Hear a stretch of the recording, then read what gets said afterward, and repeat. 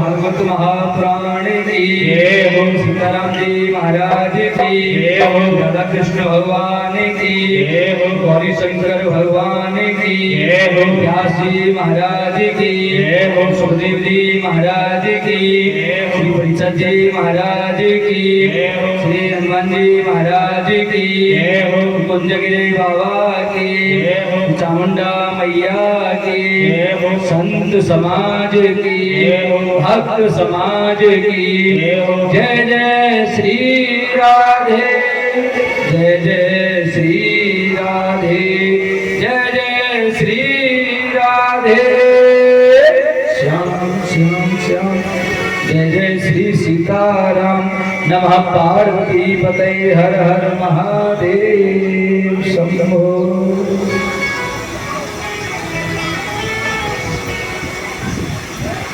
जब महाराज परीक्षित जी ने सुखदेव जी महाराज से जो कर्म त्याज्य हैं और जो ग्राह्य हैं, जो करने योग्य हैं, उनके बारे में प्रश्न किया तो सुखदेव जी महाराज कहने लगे, वरियाने सथे प्रश्न गतो लोकहितम नपः। हे राजन, आपने जो प्रश्न किए हैं वो संसार के हित के प्रश्न हैं। संसार में उन्नति लाने के लिए, संसार के हित के लिए, संसार का उद्धार करने के लिए प्रश्न पूछे गए हैं। इसीलिए अब मैं आपको आपके प्रश्नों का जवाब देता हूं। आप ध्यान पूर्वक सुनिए। श्री सुखदेव जी महाराज परीक्षित को श्रीमद् भागवत कथा सुना रहे हैं और सुखदेव जैसा वक्ता है तो श्रोता भी अगर महाराज परीक्षित जैसे होंगे तो निश्चित रूप से उद्धार हो जाएगा। एक बार जब कथा कहते कहते 4 दिन बीत गए, 5वां दिन चल रहा है, संध्या समय है। सुखदेव जी महाराज कहने लगे, राजन आप तो 5वां दिवस चल रहा है कि आपको भूख और प्यास नहीं लग रही? परीक्षित जी महाराज कहने लगे, महाराज कैसी बात कर रहे हो? ये जो भागवत कथा अमृत रूपी जो रस का मैं पान कर रहा हूं, इस कथा अमृत रस के सामने भूख और प्यास आ ही नहीं सकती। प्यास कहाँ आती है? जब कोई कालनेमी कथा श्रवण करा रहा हो तो हनुमान जी जैसे भक्त को भी प्यास लग जाती है। तो हनुमान जी जा रहे थे ना लक्ष्मण जी के लिए भूख लेने के लिए, तो इतनी दूरी होने पर भी जब उन्होंने देखा कि कथा कालनेमी कर रहा है तो उनको प्यास लगा। लेकिन जब सुखदेव जी जैसे वक्ता और भागवत कथा का अमृत पान करा रहे हो तो वहां भूख और प्यास पास आती नहीं है। कहने लगे, राजन जन्म लाभ परम पुंसां मनते नारायण स्मृति। इस मानव जीवन का केवल एक ही लाभ है और वो लाभ क्या है? अन्य जीव जंतुओं को आपने कभी भगवान का नाम लेते हुए नहीं देखा होगा, नहीं सुना होगा। कोई माला लेके जपता है? शायद ही आपने कभी किसी जंतु को देखा हो। मैं तो यहाँ के इन कुत्तों को भी बड़ा भाग्यशाली मानता हूँ। अभी तो एक जब तक पूरी आदमी हुई यही बैठी रही, बहुत भगाने की कोशिश की लेकिन गए नहीं। इनके अंदर पूर्व जन्म का कोई पुण्य है जो ऐसी धरा धाम पर इनका जन्म हुआ और वो भी इन मैया के चरणों में पड़े हुए कि हमारा किसी प्रकार से उद्धार हो। इनका भी अपना कोई पुण्य फल रहा हो और ऐसे जीवों को भी इस कथा का श्रवण करने को मिल रहा है, निश्चित रूप से इनका भी उद्धार हो जाएगा। नारायण के चरणों में अपना मन लगा लेना, केवल नारायण को ही भजना, तब तो हमारे शरीर का कुछ सही सदुपयोग हो रहा है, अन्यथा तो इस शरीर का कोई उपयोग है ही नहीं। ईश्वर ने हमको ये जन्म दिया, मानव शरीर दिया, और ये मानव शरीर तो कैसा है, ये देवताओं को भी दुर्लभ है, सुर दुर्लभ। सदग्रंथ लिखा हुआ ये शरीर सुर कहते देवताओं को, उनके लिए भी दुर्लभ है, उन्हें भी ये पैदा नहीं। बहुत चाहते हैं कि हमें देवता लोग भी चाहते हैं कि मनुष्य का जन्म मिल जाए, लेकिन उनको भी जन्म नहीं मिल पाता। और भगवान श्री राम से जब प्रश्न पूछा गया उत्तरकांड में, रामायण में आता है, जब उनसे पूछा गया कि महाराज आपको सबसे प्रिय कौन है, तो सबसे प्रिय मनुष्य मोए भाई, सबसे प्रिय मनुष्य हैं। और मनुष्यों में भी कौन, विप्रजन ब्राह्मण जन प्रिय हैं, और उनमें भी सबसे प्रिय कौन, जो ज्ञानी है, और ज्ञानी में भी महाज्ञानी, जो विदुषी बहुत विद्वान हैं, ये सब उनको प्रिय हैं। लेकिन भगवान कह रहे हैं कि इन सबसे भी एक और प्रिय है, चाहे वो भले पढ़ा लिखा हो या न हो, मुझे सबसे प्रिय कौन है, भक्त मुझे सबसे प्रिय है। इसीलिए अगर हमसे कोई मंत्र, कोई साधना नहीं बनती है तो कोई बात नहीं है, लेकिन कम से कम भगवान की भक्ति तो कर सकते हैं। कोई आरती गाना नहीं आता है, कोई बात नहीं है, केवल एक दीपक जला करके भगवान के सामने आरती उतार तो सकते हैं भगवान की। आपका भाव होना चाहिए कि हम आरती उतार रहे हैं। जब तक भाव नहीं है, बिना भाव के भगवान प्राप्त होते नहीं। इसलिए कहने लगे राजन, हर प्राणी से रोजाना नित्य प्रति 5 स्थान ऐसे जहां पर हिंसा होती है, चाहे हम कितनी भी कोशिश कर ले, हमसे हिंसा हो ही जाती है। एक तो जब हम चूल्हा जलाते हैं तो लकड़ी, उसमें कोई जीव जंतु रहते हैं, उस लकड़ी में वो बेचारे मर जाते हैं। दूसरा, जब चक्की चलाते हैं तो उस चक्की में आटा पीसते समय गेहूं के साथ रहते हैं ना, गुड़ भी पिसता है, तो उसमें भी गड़बड़ हो जाती है, वहां भी पाप करते हैं। तीसरा होता है जल, आजकल तो जल अपन बटन दबाते हैं और पानी ऊपर आ जाता है। पहले कुओं से पानी भरने जाते थे, तालाब से पानी भरने के लिए जाते थे, उस कुएं या तालाब के पास में जो नमी युक्त जो जगह होती है, वहां जब हम पैर रखते हैं, छोटे छोटे मच्छर या वहाँ कीड़े होते हैं, वो हमारे पैरों से मर जाते हैं, वो पाप होता है। चौथा पाप होता है जब हम झाड़ू लगाते हैं घर में, बुहारी करते हैं तो चींटी इत्यादि बहुत सारी जीव जंतु मर जाते हैं। और 5वां पाप होता है ओखली में, जब हम धान कूट रहे होते हैं ना, अन्न कूटते हैं, तो उसमें भी हमसे पाप हो जाता है। इसीलिए जब 5 प्रकार का हमसे पाप हो रहा है,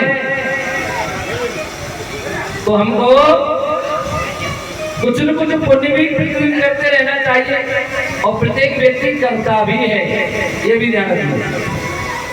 हमें पता नहीं लगता, पुण्य वही होता है, दान वही होता है जिसे हम करते हैं और किसी से कहें नहीं, तो दान पुण्य है। और अगर दान देने के बाद ढोल नगाड़े बजा करके बता रहे कि हमने दान किया है, तो वो दान कहीं भी हासिल नहीं है।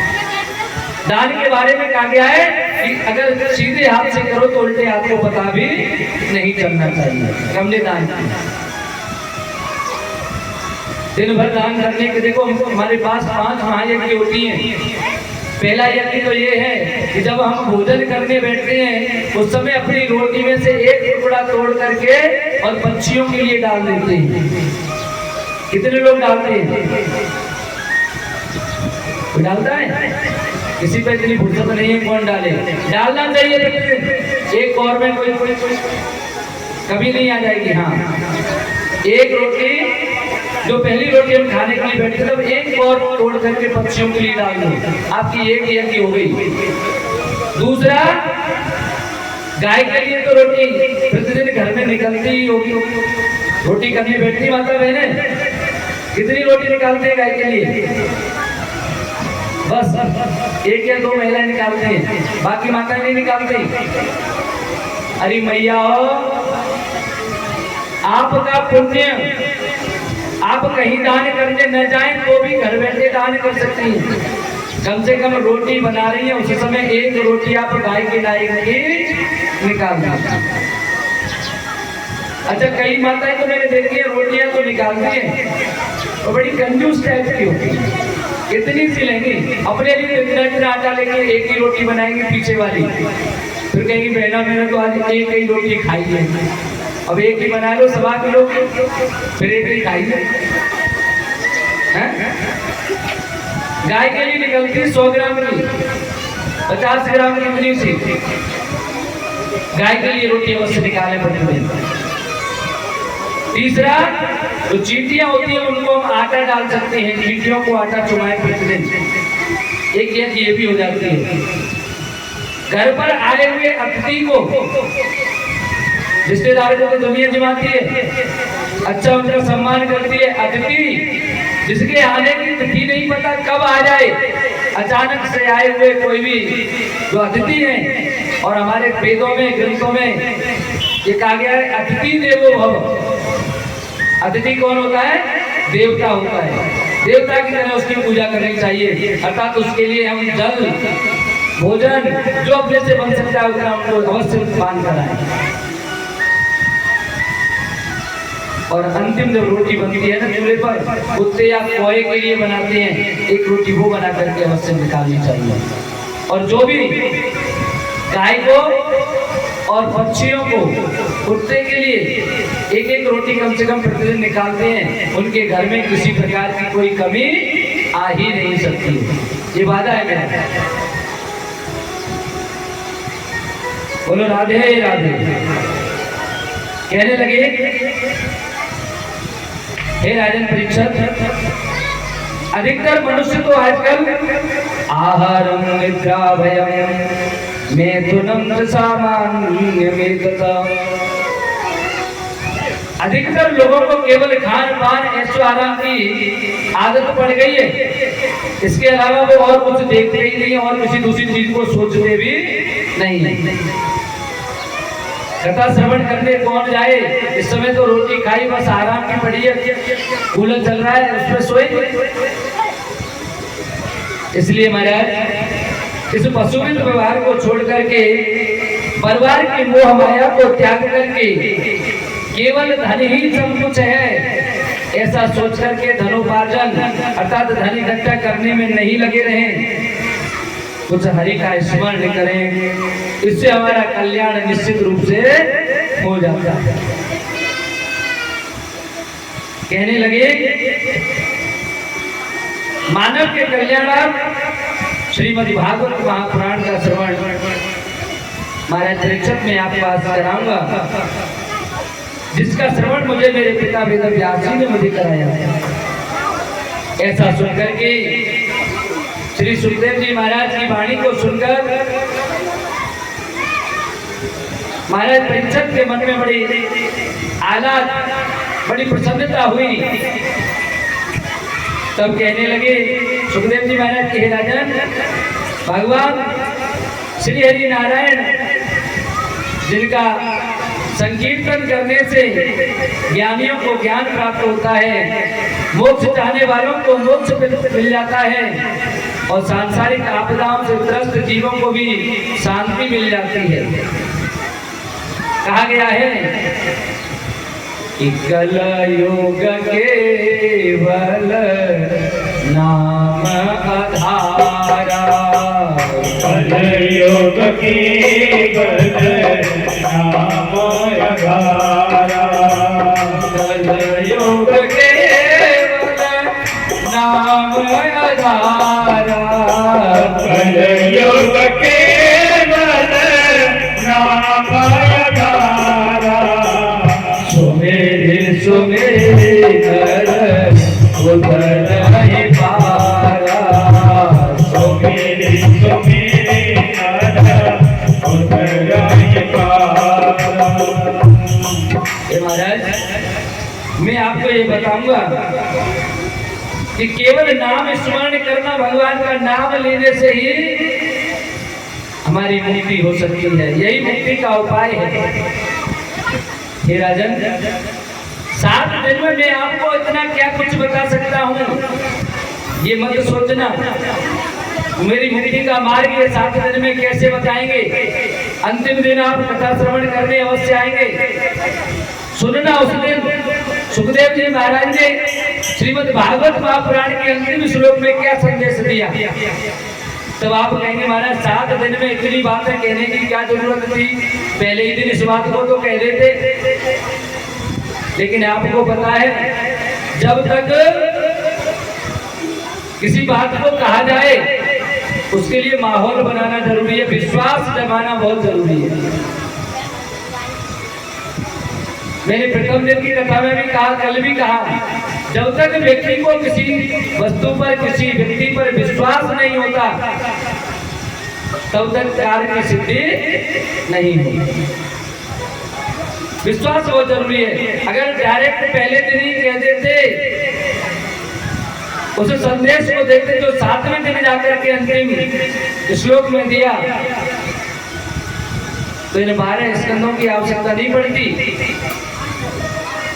भागवत वहीं पूरी हो जाती। और हो सकता है शायद महाराज परीक्षित को विश्वास होता या नहीं होता।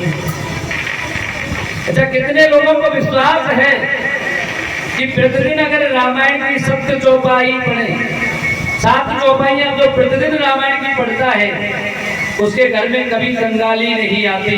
कितनों को विश्वास है? अब 2-3 को विश्वास है, क्योंकि वो पढ़ते हैं, उन्हें पता है उनके घर में किसी प्रकार का दुख नहीं है। लेकिन जो पढ़ते नहीं है उन्हें विश्वास कैसे हो? मेरा दावा है, अयोध्या कांड की पहली तो चौपाई दी हुई है श्लोकों के बाद, वहां से लेकर के और पहला दोहा दिया हुआ है, वहां तक इन 7 चौपाइयों को आप प्रतिदिन पढ़ो।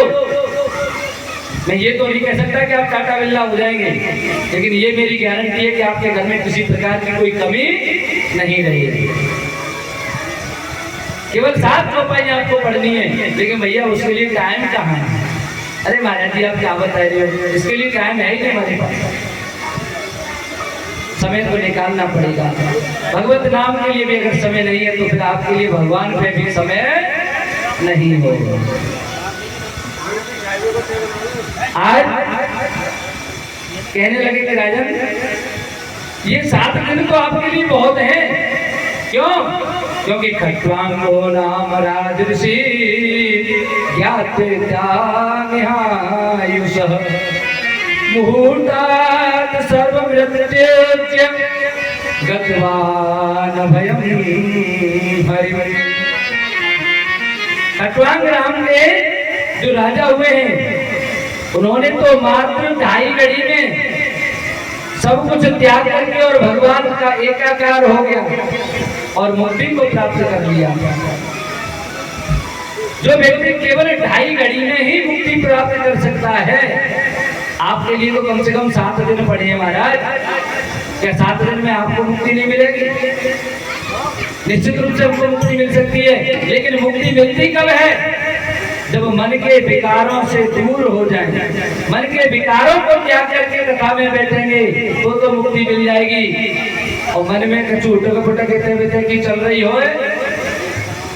तो मुक्ति की सोचना मत, फिर तो यहीं पर इसी संसार में हमको गड़बड़ करना है। हाँ, कहने लगे कि हे राजन, एक प्रणवाक्षर जिसको हम ओम कहते हैं, अकार, उकार, मकार और नाद, इन 4 वर्णों से मिलकर के बना है ओम। और आपने सुना होगा प्रणवाक्षर के मध्य ये तीनों एक का। जब हम आरती करते हैं ना, हमें लगता है कि शायद हम भगवान शंकर की आरती कर रहे हैं, लेकिन वो केवल शंकर भगवान की आरती नहीं होती, उनमें तीनों देवताओं की आरती एक साथ चलती है। गरुड़ासन, वृषवाहन, हंसासन, राज, तीनों के आसन आगे, तीनों की वाहन जो है उन वाहनों के बारे में आ जाता है। कर मध्य तो कमंडल, हाथ के कमंडल है, कौस्तुभमणि है, चक्र है। आरती का प्रत्येक पद, प्रत्येक लाइन में तीनों देवताओं के लिए तीनों की स्तुति की गई है। और प्रणवाक्षर के मध्य ये तीनों एका केवल ओम शब्द का उच्चारण करने से हम कर ले 5 बार, तो समझ लो हमने समस्त देवताओं की आराधना कर ली।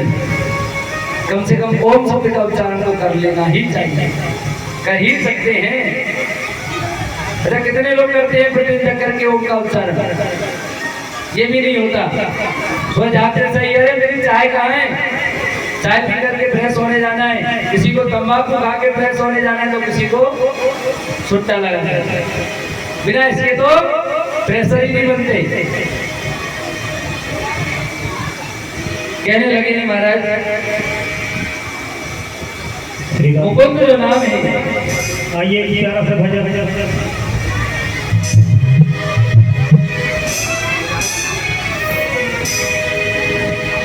ओ बाबा,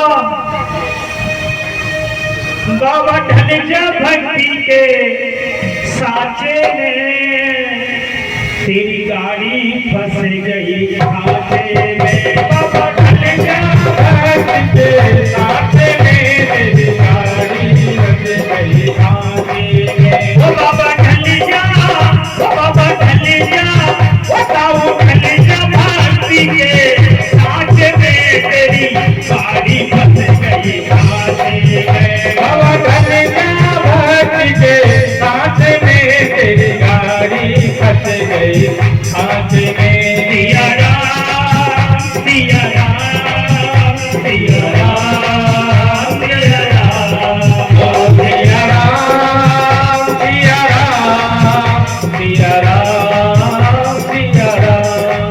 ओ बाबा ढल जा, ओ दादा ढल जा, बताओ ढल जा भक्ति के साचे में, तेरी गाड़ी फंस गई खाते में। अब ढल जा भक्ति के साचे में, तेरी गाड़ी फंस गई खाते में।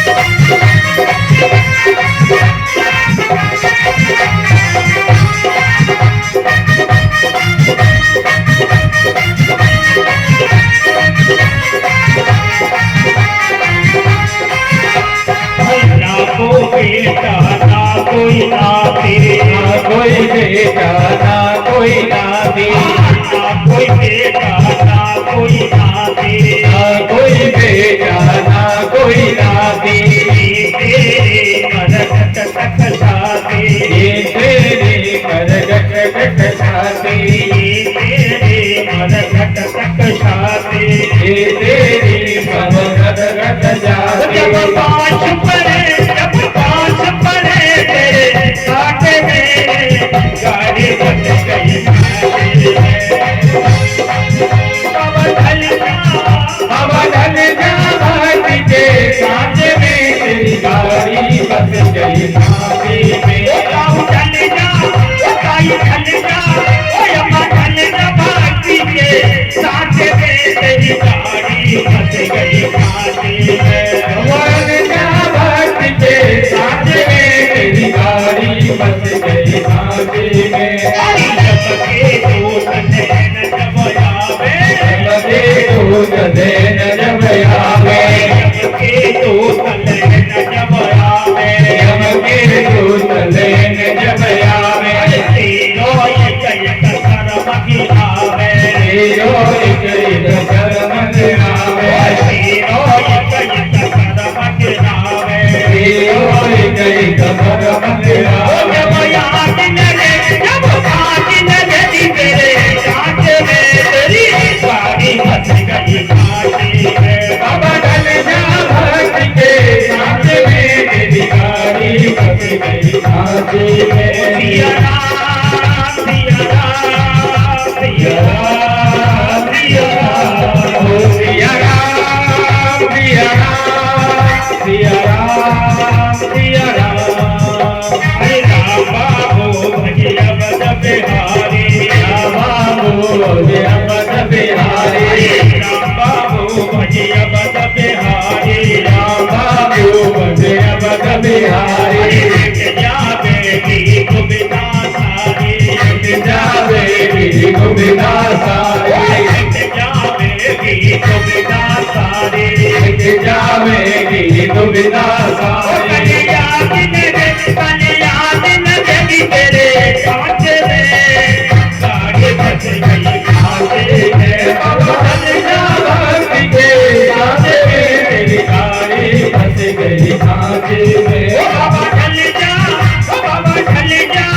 बाबू ढल जा भांति के कांटे में तेरी गाड़ी बच गई घाटे में। बाबा ढल जा भक्ति के कांटे में तेरी गाड़ी बच गई घाटे में। बोली बाल कृष्ण भगवान की जय हो। भक्ति में रम करके हम भगवान को प्राप्त कर सकते हैं और गोविंद मुकुंद को प्राप्त कर सकते हैं। और ये मुकुंद कौन है? मुक्तिं ददाति इति मुकुंदम। जो मुक्ति देने वाला है वही मुकुंद है। ऐसे भगवान के विराट रूप का जब हम हृदय में ध्यान करते हैं, और भगवान का विराट रूप कैसा है? ये ऐसा विराट रूप है जिसके की पग पाताल शीश अज धामा। पग पाताल शीश अज धामा। पग पाताल शीश अज धामा। पग पाताल शीश अज धामा। अपर लोक अंग विश्रामा। अपर लोक अंग विश्रामा। भगवान का शरीर इतना विराट है, अगर देखा जाए तो इनके जो पैर है ना वो पाताल लोक में रखे हुए हों, तो शीश कहाँ है? ब्रह्म लोक में रखा हुआ है। इतना विराट रूप है। और ऐसे भगवान श्री हरि का हम जब मन में ध्यान करते हैं तो हमारे लिए आनंद ही आनंद हो जाता है, मुक्ति मिल जाती है। कहने लगे भगवान की जो भुजाएं हैं ना वो इंद्रादि देवता होती हैं, और भगवान के पैर यानी पंजे पाताल लोक हैं। एड़ियां अगर देखा जाए तो ऊपर के गुण महातल लोक हैं, जांघें तलातल हैं, मुख उनका जनलोक है, ललाट कपलोक है, मस्तक सत्यलोक है। केश इनके बादल के समान है तो वस्त्र सायकाल के समान है, हृदय अव्यक्त है और श्रोणी जो देश होता है, कमर उपास्थि होती है वो मृग इत्यादि पशु है, शिल्प चातुर्य के नमूने जो होते हैं वो पक्षी होते हैं, नख इनका जो होता है वो घोड़ा ऊंट और हाथी है। इस प्रकार से भगवान के अगर विराट रूप का वर्णन किया जाए तो एक दिना की कथा इनके विराट रूप में निकल जाएगी। और कहते हैं कि हरे अनंत हरे कथा अनंत, हरे अनंत हरे कथा अनंत, हरि कथा है कथा अनंत, कहीं छोड़े कभी देख बदलता हो। सिया राम जय जय राम, राम सिया राम जय जय राम। एक पूरी पद कमल तुम्हारे, सुरनर मोने सब होई सुधारे।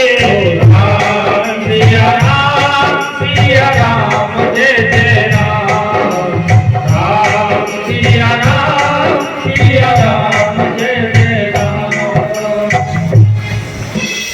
भगवान तो कैसे हैं? हरि अनंत है, हरि की कथाएं भी अनंत होती हैं, इसलिए संपूर्ण कथाओं का वर्णन संभव नहीं है महाराज के 7 दिन में आपको सारी कथाएं सुना दी जाए, इसलिए कुछ कथाओं को हम दर्श स्पर्श करते हुए भी चलना पड़ता है। नहीं तो अगर अच्छे से और पूरी कथाओं का आनंद लेना है तो कम से कम 1 आध महीने की तो होनी चाहिए। हाँ, और नहीं तो 21 दिन की हो, 15 दिन की हो तो और भी आनंद आ जाए। और अगर एक एक शब्द एक बढ़िया भागवत को अच्छे से सुनना है तो कम से कम 1 महीने का समय होना चाहिए, तब जाकर के बढ़िया अच्छे से कथा समझ में आ पाई। और वैसे भी कहा गया है हरि व्यापक सर्वत्र समान, हरि व्यापक सर्वत्र समान, हरि व्यापक सर्वत्र समान, हरि व्यापक सर्वत्र समान। प्रेम से भगत होई जय जाना, प्रेम से भगत होई जय जाना। भगवान तो हर जगह रहते हैं, क्योंकि उनका ये जो हम जो देख रहे हैं ना, जितनी भी सृष्टि जो प्रकृति हम देख रहे हैं सब भगवान के द्वारा बनाई हुई है। ईश्वर अंश जीव अविनाशी, चेतन अमल सहज सुरासी, प्रत्येक जीव जंतु में हर एक में भगवान का अंश होता है। अरे महाराज एक बार तो बड़ी गड़बड़ हो गई थी। एक गुरुजी ऐसे ही उपदेश कर रहे थे, एक बालक कथा सुनने आया, गुरुजी का चेला बन गया था। गुरुजी ने उपदेश किया ईश्वर अंश जीव अविनाशी, प्रत्येक जीव में ईश्वर का अंश देखना चाहिए। उसने सोच लिया कि प्रत्येक जीव में ईश्वर का अंश होता है, अतः चींटी से लेकर हाथी तक कोई भी जीव हो सब में भगवान होते हैं। पक्का ज्ञान लेकर के जब उधर से चला आ रहा था रास्ते में पैदल पैदल, और उधर सामने एक हाथी मदमस्त चला आ रहा है, ऊपर से उसका जो पीलवान होता है ना उसको डांटने वाला, वो कह रहा भैया दूर हट जाओ, हाथी पागल हो गया, हाथी मेरा अंकुश नहीं मान रहा है, दूर हट जाओ। वो बालक कह रहा है कि नहीं ईश्वर अंश जीव अविनाशी, अरे इस हाथी में भी तो भगवान है, ये किसी को क्यों मारेगा, हमें भी भगवान उसमें भी भगवान, एक भगवान दूसरे भगवान को मारता थोड़े ही है। दूसरे लोग भी कहने लगे लाला बगल हट जाओ, हाथी आ रहा है मारेगा। अरे बोले नहीं मारता, वो तो ईश्वर का अंश है उसमें भी। इतने में हाथी पास आ गया, उसको सूंड में लपेटा और जो फेंका, बेचारे की सब हड्डियां चुर्रुमुर्रु हो गई, सब आवाज करने लगे। कई दिनों तक बिस्तर में पड़ना पड़ा। उसके बाद फिर जब हड्डियां ठीक ठाक सी हो गई तो फिर पहुंचा गुरुजी के पास और जाके कहने लगा, गुरुजी आप झूठे, आपकी कथा झूठी। गुरुजी कहने लगे, लाला कैसे? बोले आपने कहा था कि ईश्वर अंश जीव अविनाशी, प्रत्येक जीव में ईश्वर का अंश होता है। कथा में कहा था ना आपने? बोले हाँ मैंने कहा था। तो महाराज एक बात बताओ, क्या एक ईश्वर दूसरे ईश्वर को मार सकता है? बोले नहीं मारे। तो महाराज एक बात बताओ, उधर से जो हाथी आ रहा था उसने तो मुझको लपेट के और फेंक दिया दूर। बोले पूरी बात बता, मेरी समझ में नहीं आई, ऐसा कैसे हुआ?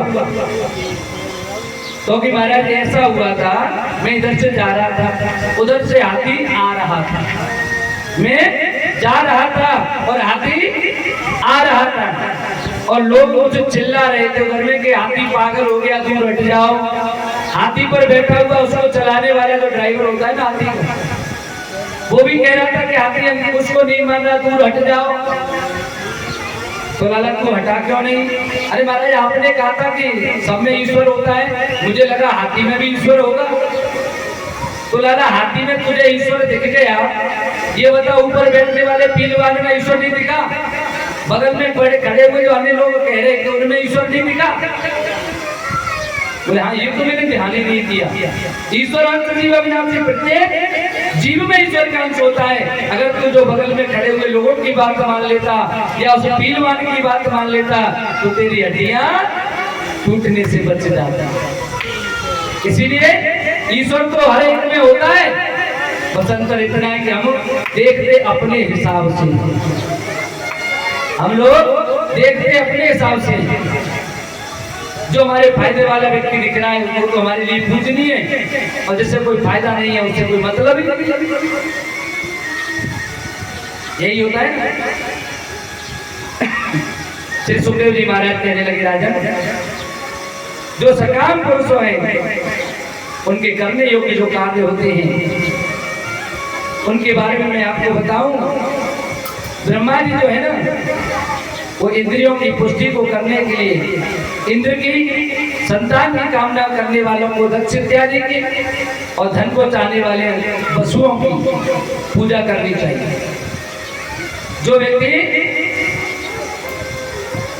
अपने आप को समृद्ध बनाना चाहता है, तेजवान बनाना चाहता है, वो इंद्र की पूजा करे। और जो संतान की कामना करते हैं उसको दक्ष महाराज की पूजा करनी चाहिए। और जो धन चाहते हैं उनको वसुओं की, कुबेर इत्यादि की पूजा करनी चाहिए। निश्चित रूप से उनको उनका मनोवांछित फल प्राप्त हो जाता है।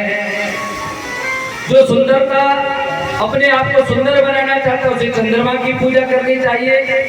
राज्य की कामना करता है उसको मनुओं की पूजा करनी चाहिए। शत्रुओं का नाश करने वालों को, जिनको शत्रुओं को नाश करना है, वो राक्षसों की पूजा कर सकते हैं। और राक्षस ऐसा नहीं कि हमको रावण की पूजा करनी है, कंस की पूजा करनी है। हाँ, शत्रुओं का नाश करने वाले हमारे ऐसे देवी देवता जो हैं, जो एक विकराल रूप में विक्रांत भैरव है, काली मैया है, इनकी पूजा कर सकते हैं। ये भी सब प्रकार के नाश को करने वाली होती है। महाराज परीक्षित कहने लगे, समीचीनम वचो ब्रह्मन् सर्वगस्य तवानग तमो वसीर्यते मह्यं हरे कथयतं कथां। हे पाप से शून्य, आप तो सर्वज्ञ हैं, सबको जानने वाले हैं।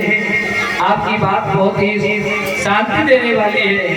आप जैसे जैसे मुझे कथा सुना रहे हैं मुझे शांति प्राप्त हो रही है। जो जो आप भगवान की कथाओं का, अमृतमयी कथाओं का पान मुझे करा रहे हैं, जो तो मेरा अज्ञान है वो दूर होता हुआ चला जा रहा है। इसलिए महाराज अब तो आप मुझको भगवान ने जो अवतार धारण किए, और वो अवतार किन किन रूपों में, किन किन कारणों से हुआ, कृपया करके मुझे भगवान के विभिन्न अवतारों को बता दीजिए। तो श्री सुखदेव जी महाराज कहने लगे, और इधर में ब्रह्मा जी कह रहे हैं नारद जी से, बता रहे हैं कि मैं उनके बारे में क्या कहूं। वही इस सृष्टि के रचने वाले हैं, वही पालन करने वाले हैं और वही इस सृष्टि को चलाने वाले हैं। भगवान इस संसार में बार बार अवतरित होते हैं कि जब जब हो ये धर्म की हानि, जब जब हो ये धर्म की हानि, जब जब हो ये धर्म की हानि, जब जब हो ये धर्म की हानि, बाढ़ असुर हम अभिमानी, बाढ़े असुर रमय अभिमानी, तब तब धरी प्रभु विभेद शरीरा, तब तब धरी प्रभु विवेक शरीरा,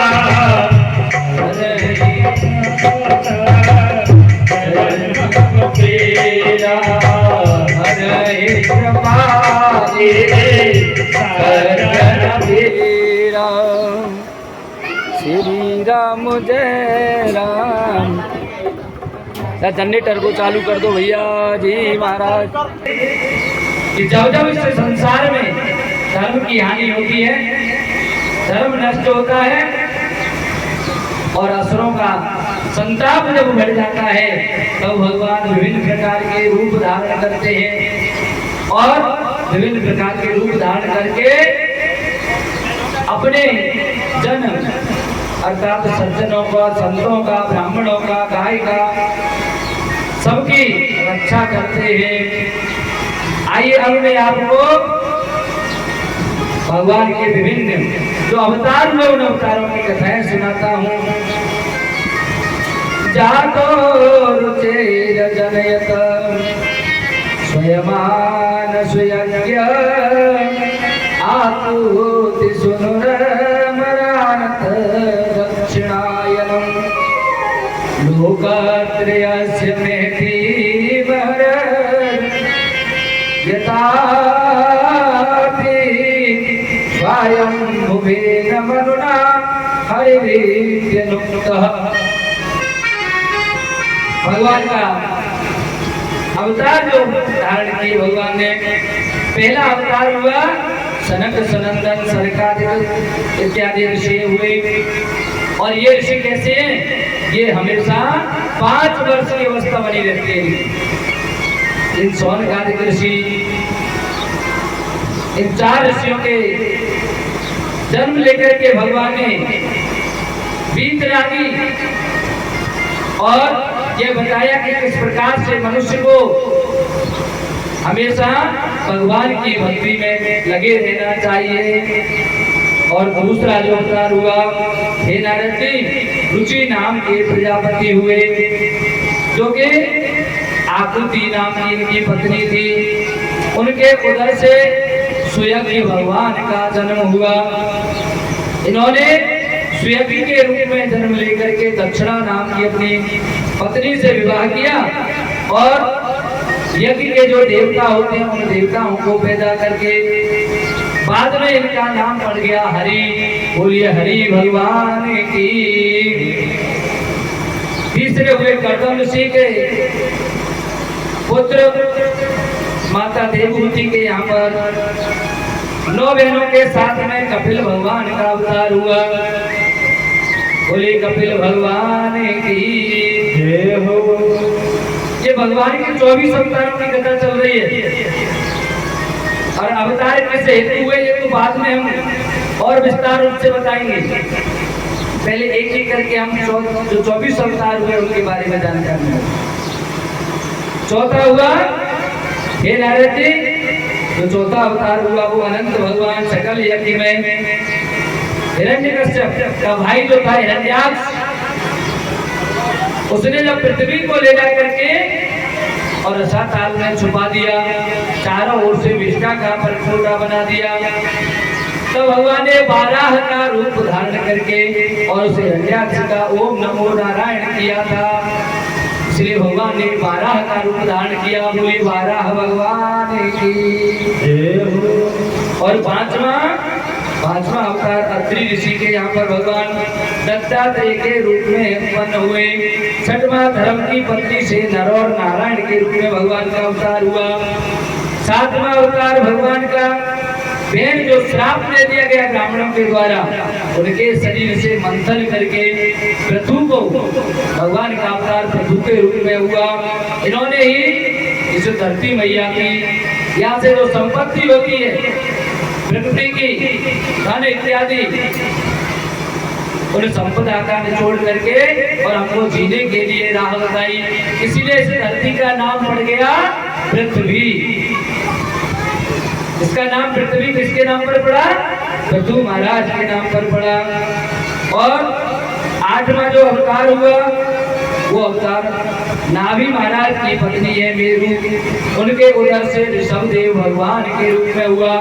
ये ऋषभदेव भगवान जब पैदा हुए सनातन धर्म में, लेकिन बाद में इन्होंने देखा कि हमारे धर्म में कुछ कमियां हैं, कुछ गलत कार्य भी करते हैं लोग। इन्होंने अपनी एक नई शाखा बना दी जो कि बाद में आगे चल करके जैन धर्म के नाम से, तो जैन धर्म के जो प्रवर्तक हुए वो ऋषभदेव भगवान है। बोली ऋषभदेव भगवान की जय हो। और नौवां जो अवतार हुआ वो नौवां अवतार भगवान का यज्ञ भगवान हयग्रीव के रूप में प्रकट हुए। हयग्रीव भगवान जिनकी गर्दन घोड़े की है, ऐसे भगवान है हयग्रीव भगवान। 10वां अवतार मत्स्य अवतार हुआ जो राजा सत्यव्रत को प्रलय से बचा करके ज्ञान का उपदेश देते हैं। 11वां अवतार समुद्र मंथन के समय पे भगवान का कच्छप अवतार हुआ जिस पर उन्होंने मद्राचल पर्वत को अपनी पीठ पर रखा और समुद्र मंथन को करा करके देवताओं को अमृत पान कराया। भगवान का अगला अवतार 12वां अवतार हुआ वो हिरण्यकश्यप को मारने के लिए नरसिंह भगवान का अवतार होता है। बोले नरसिंह भगवान की जय हो। और 13वां अवतार भगवान का श्री हरि के रूप में होता है जो गिराह और गज जब दोनों सागर के अंदर सरोवर में लड़ रहे हैं, वहां पर जब गज ने गिराह से त्रस्त होकर के जब कोई भी उसको सहारा नहीं दिखा तो भगवान को पुकारा, तो भगवान हरि के रूप में आकर के और गिराह को मारकर अपने गज भक्त की सहायता करते हैं। 13वां अवतार है भगवान का हरि का। 14वां अवतार भगवान का वामन अवतार हुआ जो राजा बलि से सब कुछ दान में लेकर के उसके मान का मर्दन करते हैं। 15वां अवतार धन्वंतरी के रूप में भगवान समुद्र में से उत्पन्न होते हैं अमृत का कलश लेकर के। और 16वां अवतार जमदग्नि ऋषि के यहाँ पर महाराज जमदग्नि ऋषि के पुत्र परशुराम जी महाराज के रूप में अवतरित होते हैं जिन्होंने 21 बार इस धरा को क्षत्रियों से विहीन कर दिया। और ये क्षत्रिय कौन से? सब क्षत्रिय नहीं है, ये अह वंश के क्षत्रिय हैं जिन्होंने ब्राह्मणों के ऊपर बहुत ज्यादा अत्याचार किया था। उन अह वंशीय क्षत्रियों को इन्होंने 21 बार समूल नष्ट कर दिया। कहते हैं मानस में भी तुलसीदास जी महाराज ने कहा है कि भुज बल भूमि भूप बेनो की,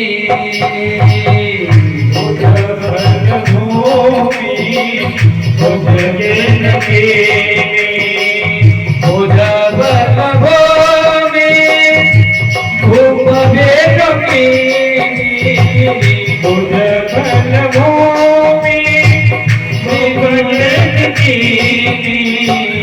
विपुल पार महे देवन की,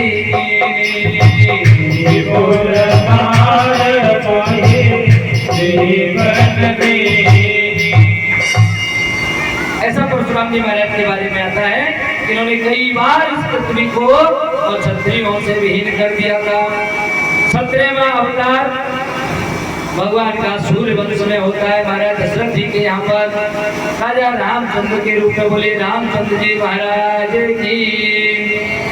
18वां अवतार सत्यवती मैया के गर्भ से भगवान वेद व्यास के रूप में जन्म लेते हैं और 18 पुराणों की रचना करते हैं। आगे चल करके इन्होंने वेदों का भी एक वृक्ष के रूप में, इनकी शाखाओं के रूप में इनका विभाजन किया। 19वां अवतार बलराम जी के रूप में हुआ और 20वां अवतार भगवान का परम ब्रह्म पूर्ण अवतार पीतांबरधारी सच्चिदानंद भगवान श्री कृष्ण के रूप में अवतार होता है। बोले कृष्णचंद्र भगवान की। 21वां अवतार भगवान बौद्ध के रूप में लेते हैं और हमारा जब संकल्प छुड़ाया जाता है ना बौद्धावतारे, संकल्प में भी आता है बौद्धावतारे, ये कलयुग के अवतारी हैं। इसीलिए कहा जाता है बौद्ध का जो अवतार हुआ, कुछ लोग बौद्ध भगवान को भी हमसे अलग कर देते हैं, कोई अलग नहीं है, ये भी हमारी सनातन की ही शाखाएं हैं। तो बौद्ध भगवान का अवतार हुआ। 22वां अवतार हुआ मोहिनी भगवान का, जो मोहिनी का अवतार धारण करके भगवान ने देवताओं को अमृत पान कराया। 23वां अवतार हंस भगवान का होता है और 24वां अवतार भगवान का कलयुग के अंत में कल्कि के रूप में होगा, जो कि नीले घोड़े पर तलवार लेकर के भगवान का अवतार होगा। बोले कल्कि भगवान की। और तुलसीदास जी महाराज ने कहा है कि अगर लोगों को विश्वास है तो ये सत्य है और विश्वास नहीं है तो सबके लिए पोंगापंथी रह जाती है। बहुत सारे लोग हैं महाराज ट्विटर पे जुड़े हुए, फेसबुक पे जुड़े हुए, और समझाने के बाद भी उनको यही लगता है कि इतने जो ग्रंथ लिखे गए सब ब्राह्मणों ने ऐसे लिखने रख लाई। अगर ऐसे ही लिखे होते तो महाराज जो ग्रंथों में लिखा और उन स्थानों पर जाकर के आज भी खोज करते हैं तो वही के वही चिन्ह निकलते हैं जो इतने दुर्गम हैं। शायद मुझे लगता है आजकल तो ड्रोन कैमरे आ गए तो उड़ा करके देख भी लेते हैं उन स्थानों पर, पहले तो जाना संभव नहीं था, फिर भी लिख दिया। ऐसे ही तो नहीं लिखा जाता। एक 100 पेज की किताब लिखने में व्यक्ति को कई साल लग जाते हैं और इतनी बड़ी चीज जो लिखी हुई है, इतने ग्रंथ लिखे, क्या ऐसे ही लिखे होंगे? अगर भगवान नहीं होते तो आज मथुरा वृंदावन अयोध्या इत्यादि जितने भी हमारे धाम हैं, सप्तपुरियां हैं, इन सप्तपुरियों के बारे में जो कहा जाता है वैसा का वैसा आदमी प्राप्त हो जाता है। हमारा कुछ दिन पूर्व की बात है, एक व्यक्ति तो बहस करने लगे कि भगवान होते ही नहीं है। मैंने कहा हाँ, मैं भी कहता हूँ भगवान नहीं होते, मैं भी कह रहा हूँ भगवान होते नहीं है, लेकिन भगवान होते हैं। होते हैं, कल मैंने आपको बताया ना कि दिखते कैसे हैं, मिलते कैसे हैं। भगवान होते नहीं है, इसका मतलब हमें विश्वास नहीं है कि भगवान हैं, और भगवान होते हैं तो हमें विश्वास है कि वह हैं। एक बात बताएं जिनको मैं उनको कहना चाह रहा हूं, YouTube के माध्यम से जो लोग देख रहे होंगे, दूर दूर तक देखते हैं मेरे चैनल पे, और उनको ये सबूत आप दे सकते हैं अगर भगवान नहीं है तो एक बात बताएं, छोटी छोटी माता होती है, किसी का बालक अत्यंत सुंदर हो, ज्यादा रो रहा हो घर पर, तो लाल मिर्च उसके ऊपर से 7 बार उसार करके जला देती है माताएं, उसका नजर उसकी झट जाती है। अगर नजर लग सकती है, कैसे लग जाती है नजर? कई लोग जाते हैं, बाबा हमारे बच्चे को नजर लगी जरा झाड़ दो, मंत्र देकर के झाड़ देता। मंत्र किसका है? देवताओं का, भगवान का ही तो मंत्र है। उस झाड़े को जब वो नजर मान सकती है तो आप क्यों नहीं विश्वास करते कि भगवान है? अगर नजर हो सकती है, नजर से कोई गलत कार्य हो सकता है। ऐसे ऐसे आपको उदाहरण दे सकता हूँ। आज भी ऐसे व्यक्ति हैं जो अगर नजर भर करके किसी चीज की ओर ये देख लें कि अरे ये तो बहुत सुंदर है, उसको चटकने में देर नहीं लगती महाराज।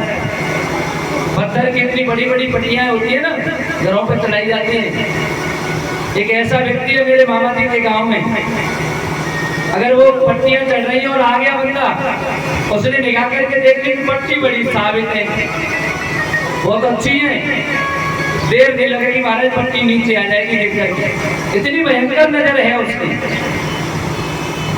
किसी भैंस को दूध काटते हुए देख ले और बाल्टी भरी हुई देख ले ना, बस नजर भर के देख ले, वो भैंस दूसरे दिन दूध नहीं देगी, इतनी भयंकर नजर है उसकी। और जब नजर लगना हो सकता है सही है, तो फिर आपको ये भी मानना पड़ेगा कि भगवान भी होते हैं। बोलो राधे राधे, जोर से बोलिए राधे राधे। लेकिन महाराज कहने लगे सुखदेव जी, भगवान मिलते कैसे हैं, इतनी सारी सृष्टि को कैसे पालते हैं, कैसे इसका सृजन करते हैं। आदि देवो जगतां परो गुरुः स्वाधिष्यमाताय तिस्रैच्छतः। हे गुरुदेव, आप मुझको बताएं कि भगवान इतनी बड़ी सृष्टि है, इसका पालन पोषण संचालन कैसे करते हैं। तो सुखदेव जी महाराज कहने लगे, हे राजन, आदिदेव ब्रह्मा जी अपने उत्पत्ति, मेरी उत्पत्ति कहां से हुई है, क्योंकि वो तो भगवान की नाभि से कमल उत्पन्न हुआ, उस कमल में जाकर के ब्रह्मा जी की उत्पत्ति हुई। उस कमल की नाल से ये पता लगाने के लिए कि इसकी उत्पत्ति कहां से हुई है, ब्रह्मा जी 1000 वर्ष तक नीचे चले, लेकिन उस कमल की नाभि का जो कमल थी ना, उस नाले का कहीं पता नहीं लगा कि वो निकली कहां से। लौट करके पुणे पहुंच गए, आकाशवाणी हुई, तपह करो तपह करो, तपस्या करो तपस्या करो, सब कुछ अपने आप प्राप्त हो जाएगा तपस्या से। अब तो जब भगवान ने तपस्या की और कहते हैं तप के बल से तो बहुत काम होते हैं, तप बल से जग सजाए विधाता, तप बल से जग सजाए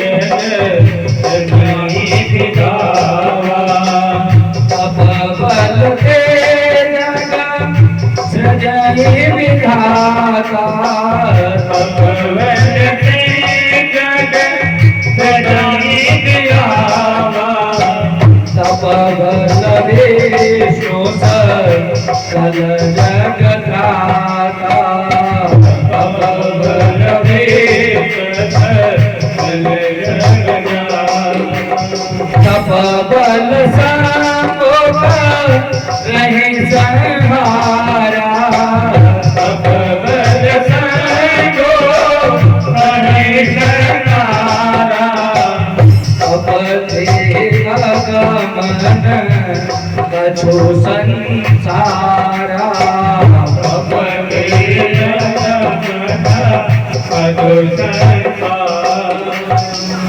महाराज तपस्या के बल से सब कुछ संभव है, तपस्या करें तो सब कुछ होता है। तपस्या के बल से ही तो ब्रह्मा जी से संसार की सृष्टि करते हैं, और तपस्या के बल से ही विष्णु भगवान इसका पालन पोषण करते हैं, तपस्या के बल से ही शंकर भगवान इसका संहार करते हैं, और तपस्या के बल से ही शेषनाग भगवान इस पृथ्वी को अपने फन पर बनाए रखते हैं।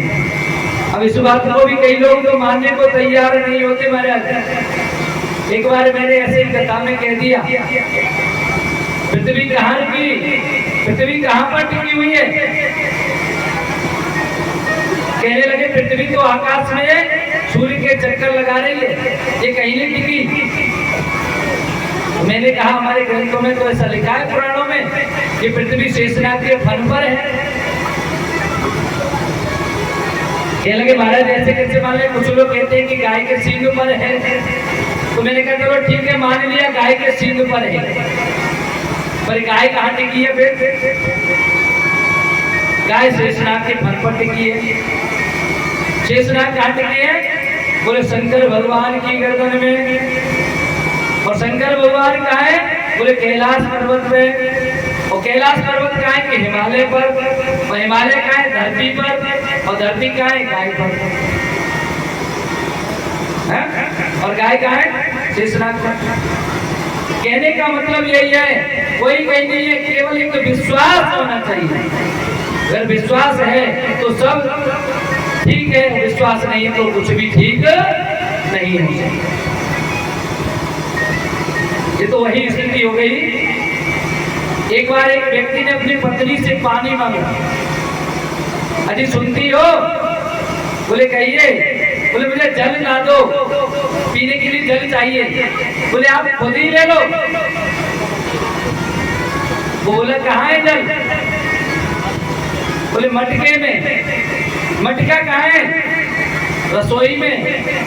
रसोई कहाँ है? कि घर में। घर कहाँ है? गांव में। गांव कहाँ है? तहसील में। तहसील जिले में। जिला कहाँ है? राज्य में। राज्य कहाँ है? देश में। देश कहाँ है? एशिया महाद्वीप में। और एशिया महाद्वीप कहाँ है? कि विश्व में। और विश्व कहाँ है?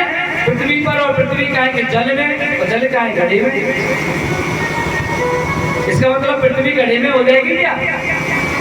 पृथ्वी घड़े में तो नहीं है, लेकिन जल घड़ा में है, इसलिए पृथ्वी भी जल पे है। इसका मतलब विश्वास। अगर आपको विश्वास है तो भगवान है, और विश्वास नहीं है तो भगवान उस व्यक्ति के लिए नहीं हो सकते जिसको विश्वास नहीं। बिना विश्वास के कोई कार्य सिद्ध नहीं होता है। इसके बाद महाराज जो हमारे पुराण होते हैं उसके 10 लक्षण होते हैं। सर्ग, विसर्ग, स्थान, पोषण, उति, मनवंतर, अनुकथा, निरोध, मुक्ति और आश्रय। ये 10 लक्षण है पुराण के। इन 10 लक्षणों के बारे में बताते हुए राजा कहने लगे महाराज आपने मुझे जो कथाएं सुनाई बड़ा अच्छा लगा, लेकिन एक बार आपने बताया कि जब महाभारत समापन हो गई उसके बाद में विदुर जी कहाँ गए, और विदुर जी और मैत्रेय जी का समागम कहाँ पर हुआ? कृपया करके मुझे उनके संवाद के बारे में बताएं। उधर सोनक जी श्री सूत जी महाराज से पूछ रहे हैं, विदुर जी महाराज जब परिवार छोड़ करके क्यों गए? उनको परिवार को छोड़ने की आवश्यकता क्या पड़ी? देखिए बहुत अच्छा प्रसंग आ रहा है। हम सबके जीवन का एक बहुत अच्छा प्रसंग है। जिस समय पर महाभारत पूरी हुई, पांडव लौट करके जब राज सिंहासन पर बैठ जाते हैं, महाराज धृतराष्ट्र उनके यहाँ पर रोटियां तोड़ रहे हैं। बुढ़ापे का कोई साथी नहीं होता, ये ध्यान रखना। अपने 100 बच्चे मरने के बावजूद जिन्होंने उनके बच्चों को मारा, उन्हीं के राज्य में उन्हीं की रोटियां तोड़ रहे हैं। ऐसा कोई माँ बाप होगा जो अपने बच्चों के हत्यारे के घर पे जाके खाना खा ले? ऐसा कोई नहीं हो सकता है। लेकिन धृतराष्ट्र और गांधारी दोनों वही भोजन कर रहे हैं। विदुर ने जाकर के कहा, बहुत ज्ञानी है विदुर जी, जाकर के कहा कि महाराज अब आपको ये शोभा नहीं देता, इससे अच्छा तो आपको वन को चला जाना चाहिए, आप भगवान का स्मरण कीजिए। अभी भी आप इस राज्य से चिपके बैठे हो। 100 पुत्र आपके नष्ट हो गए, सारे नाते रिश्तेदार, गुरु, बंधु बांधव सब नष्ट हो गए, और फिर भी आप इससे चिपके बैठे हो। इतना सुनकर के महात्मा विदुर की बात मान ली गई, और दोनों पति पत्नी जंगल की ओर प्रस्थान कर गए, और इनको लेकर के भी विदुर जी गए हैं स्वयं। उत्तराखंड में जाकर के बद्रिका आश्रम में छोड़ दिया। ये अपनी तपस्या में लग गए। आगे चल करके तपो अग्नि अर्थात तप की ज्वाला से इन्होंने अपने प्राणों को ब्रह्मलीन कर दिया। और विदुर जी देशाटन करते हुए, भ्रमण करते हुए देश में विभिन्न स्थानों का, भगवान के मंदिरों का, भगवान की जो लीला स्त्री है उनके दर्शन करते हुए चले जा रहे हैं। तब उन्होंने मैत्रेय जी के पास में जाकर के वहां जब मुलाकात हुई तो मैत्रेय जी ने पूछा कि हे विदुर जी, यमुना जी का तट है और कहने लगे कि आप आजकल कैसी अवस्था में हैं, क्या सब ठीक ठाक हैं हस्तिनापुर में? विदुर जी कहने लगे महाराज सब ठीक ही हो गया है, क्योंकि जो ठीक नहीं होना था वो तो सब निपट गए, अब तो जो हो रहा है वो ठीक ही हो रहा है, क्योंकि भगवान जो करते हैं अच्छा करते हैं, भगवान का किया हुआ कभी गलत हो ही नहीं सकता। और एक बात बताऊं आपको, देखिए कथाएं तो भगवान की बहुत अनंत है, एक में से दूसरी कथा, दूसरी में से तीसरी, इतनी शाखाएं छूट जाती हैं, लेकिन कुछ कथाएं जो आपने सुनी है उनका केवल 10 स्पर्श करते हुए चलेंगे। कुछ मार्मिक कथाएं होती हैं जो वास्तव में हमें सुननी ही चाहिए। हो सकता है आपको कई कथाएं आपने सुनी हो पर कभी आपके समझ में ना आ पाई हो, या किसी व्यास ने इसकी कथाएं नहीं कह पाई होगी, समय अभाव के कारण नहीं कह पाती। जब महाभारत का काल चल रहा है, अंतिम दिन भगवान श्री कृष्ण सरसैया पर लेटे हुए भीष्म पितामह के पास में जब बैठे हैं, पांडवों को लेकर के वहां पहुंचे, कहने लगे महाराज आप इन पांडवों को, अपने प्रपौत्रों को इनको आप कुछ ज्ञानोपदेश दे दीजिए।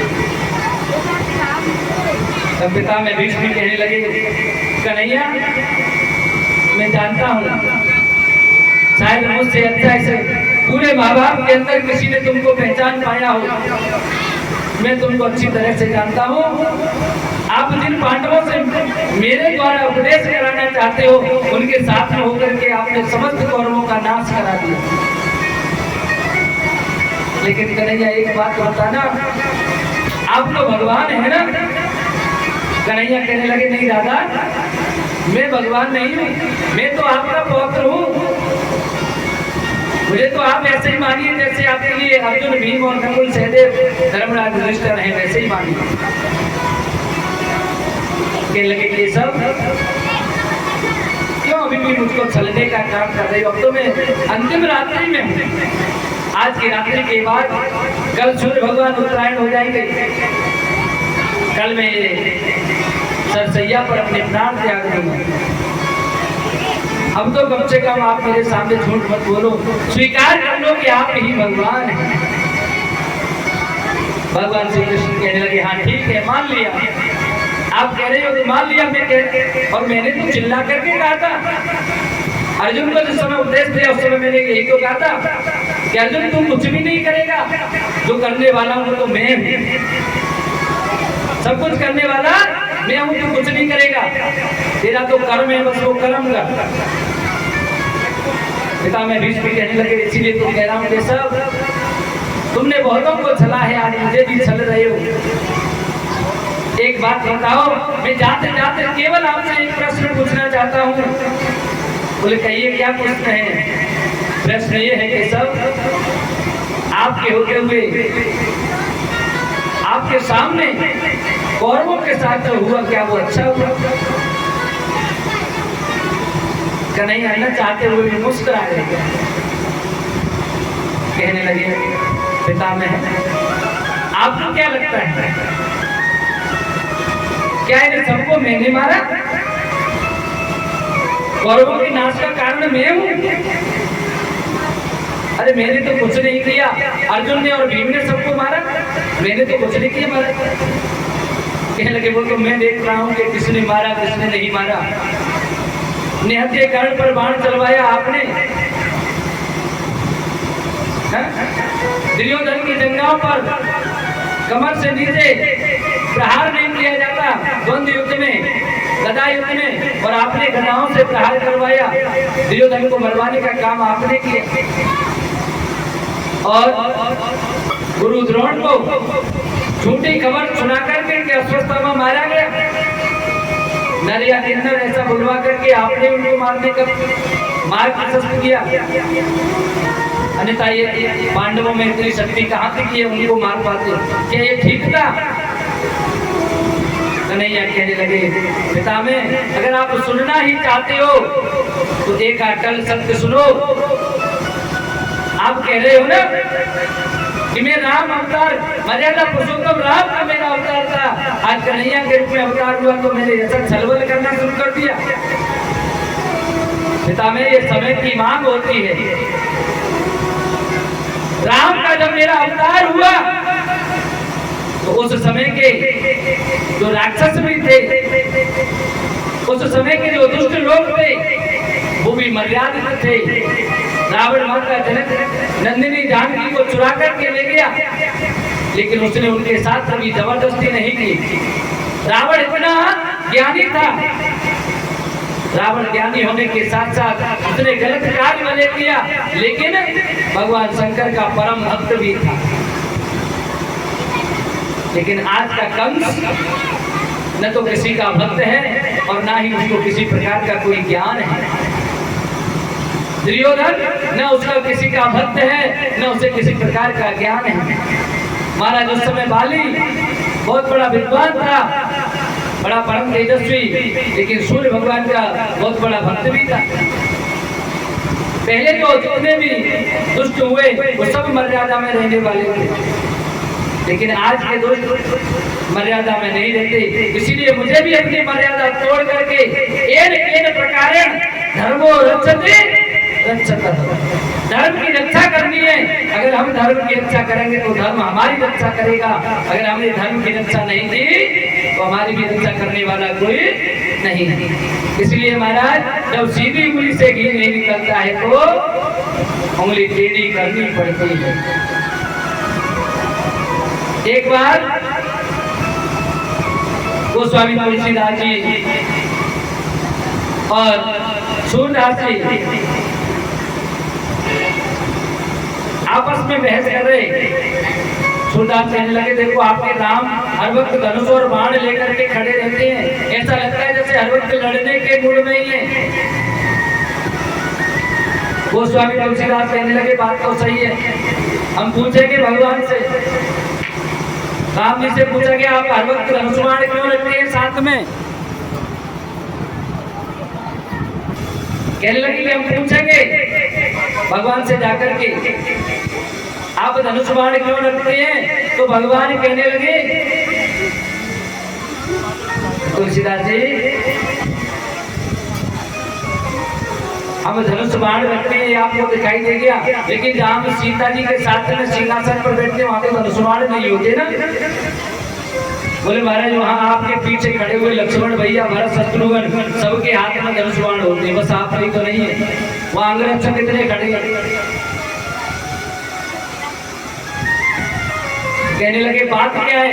बोले बात ये है कि वो कन्हैया का अनन्य भक्त आया था मेरे पास और आपकी वो कमी निकाल के गया है। और गोस्वामी तुलसीदास जी महाराज अपने भगवान में कोई कमी नहीं देख सकते। भगवान राम कहने लगे कि तो तुम भी उससे कहते थे कि तेरा कन्हैया हमेशा बांका क्यों खड़ा होता है? बांका कहते हैं टेढ़े को, तेरा कन्हैया हमेशा टेढ़ा क्यों खड़ा होता है? दूसरे दिन जैसे ही आए तुलसीदास ने अपना प्रश्न दाग दिया, बता रहे तेरा कन्हैया टेढ़ा क्यों खड़ा होता है? बोले ये तो अब हम अपने भगवान से पूछेंगे। लौट करके बिहारी जी पहुंचे, कहा बिहारी जी से कि आपने मेरी आज बिल्कुल बेइज्जती करा दी। कन्हैया कहने लगे क्या हो गया, कैसे होगी तुम्हारी बेइज्जती? बोले आपके एक भक्त ने जो राम को अपना इष्ट मानता है, उसने आज कहा कि तेरा कन्हैया तो जहाँ भी खड़ा होता है टेढ़ा खड़ा होता है, उससे तो सीधा खड़ा ही नहीं हुआ जाता। बड़े बांके हो आप, टेढ़े हो। कन्हैया कहने लगे सुनो, राम अवतार में हम सीधे बन के रहे, हम सीधे बन के रहे तो हमको जंगल जंगल भटकना पड़ा, 14 वर्ष के लिए वनवास झेलना पड़ा, हमारी सीता जी को हरण करके ले गया, युद्ध करना पड़ा। और तो और अयोध्या में आकर के राज्य मिला तो कुछ दिनों के बाद माता जानकी सीता जी को फिर दूर करवा दिया 12 वर्ष के लिए। हमारे सीधेपन का लोगों ने बड़ा गलत उपयोग उठाया था, इसलिए अगली बार हमने टेढ़े होने का पहले से संकल्प ले लिया कि हम टेढ़े रहेंगे, 6 दिन के थे, उसी दिन से पूतना को जब मारा ना तो सबको पता चल गया कि भाई जी तो बहुत भीड़ हो, जाते बचते रहियो। सीधे पेड़ जो होते हैं वो जल्दी काट लिए जाते हैं, टेढ़े पेड़ इतनी जल्दी नहीं कटते, इसलिए ज्यादा सीधापन भी ठीक नहीं है, इसलिए हम टेढ़े रहते हैं। अच्छा एक बात होता, कुआं में बाल्टी गिर जाए, सीधा सीधा एक रस्सी या सरिया फंसाया जाए, तो बाल्टी निकल आएगी? नहीं निकलेगी। उसके लिए टेढ़े मेढ़े जो होते हैं ना अंकुश, वो अंकुश डाले जाते हैं तब निकल के आते हैं। अगर डब्बे में से घी निकालना है तो सीधी उंगली पे घी आ जाएगा, उंगली चुपड़ के आ सकती है, घी नहीं आ सकती। ज्यादा घी लेना है तो घी उंगली टेढ़ी करनी पड़ती है। बोले ये तो बात सही है महाराज। इसीलिए भगवान कह रहे हैं प्रत्येक अवतार में मुझे किसी न किसी प्रकार से दुष्टों को मारना है और धर्म की रक्षा करनी है, तो कहीं कहीं मुझे किसी न किसी प्रकार का अन्य रूप धारण करना पड़ता है, वो अन्य प्रकार से ही सारे कार्य करने पड़ते हैं। कहीं कहीं टेढ़ा भी बनना पड़ता है तो कहीं सीधा भी बनना पड़ता है। बोलो राधे राधे, जोर से बोलिए, आवाज तो आएगी मेरे पास तक। बोलो राधे राधे, जय हो। ऐसी आवाज आए तो फिर तो बात ही क्या है, आपकी यहाँ की बोली हुई आवाज और सीधे वृंदावन में बांके बिहारी के चरणों में पहुंच रही है। आपकी हाजिरी लगी बांके बिहारी का यहाँ पर जाकर कहने लगे। अच्छा एक बात आती है रामचरितमानस में, सुबह भी मैंने थोड़ा सा एक गणेश भैया जी हैं उनके यहाँ पर थे, हम सुबह का नाश्ता पानी करने के लिए गए बालभोग, वहाँ ऐसी चर्चा चल रही थी। हमने वहां भी बताया, लोग कहते हैं रामचरितमानस का हवाला देते हैं कि हो यही सोए जो राम रच राखा, हो यही सोए जो राम रच राखा, हो यही सोए जो राम रच राखा,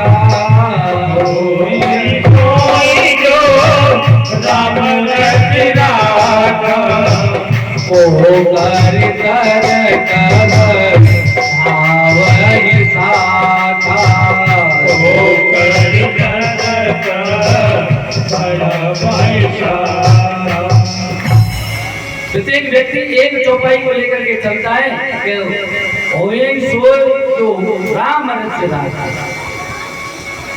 महाराज ये बात कब कही है? तुलसीदास जी ने कहाँ की चौपाई है, कोई बता सकता है? विद्वान लोग बैठे हैं, चौपाई कहाँ की है? नहीं मालूम। इसका मतलब रामायण का अध्ययन नहीं करते हो, समय ही नहीं है हमारे। ये सुंदरकांड की तो हो ही नहीं सकती है। ये चौपाई है बालकांड की। शुरुआत में ही जब शंकर भगवान माता सती के साथ में गुम्मद ऋषि के आश्रम से लौट कर के आ रहे होते हैं, तब भगवान श्री राम और सीता जी के वियोग में लक्ष्मण जी और राम जी रोते हुए घूम रहे हैं।